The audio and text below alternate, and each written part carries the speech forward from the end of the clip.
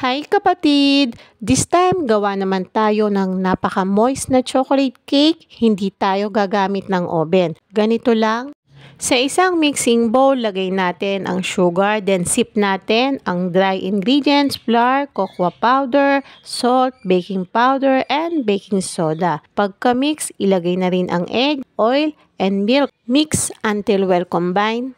And last, ilagay natin ang hot coffee mixture. Mix lang ulit until no lumps. This time, gagamit tayo ng dry steam method. Gaya nitong ginagawa ko. Depende sa size ng gagamitin yung lutuan. Basta ang importante ay maglagay tayo ng metal na patungan sa loob bago ilagay ang foil pan na paglalagyan natin ng cake. Pwede rin tayong gumamit ng steamer or water steamer method. Ang gamit ko naman dito ay food grade microwavable tub. Make sure lang na kumukulo na yung tubig ng ating steamer. Parehas sa low heat ang apoy, nasa 25 minutes to 35 minutes ang pagluluto, depende sa size ng ating gagamitin. At ganito na ang itsura ng ating niluto na no oven moist chocolate cake. Habang pinapalamig natin ang chocolate cake, gagawa naman tayo ng chocolate frosting.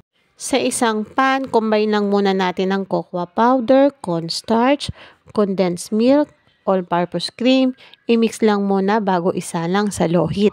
Continuous sa paghalo at once nag-start ng kumulo, ay ilagay na ang butter at chocolate. Mix until mag-melt ang butter at chocolate at maging thick ang texture nito.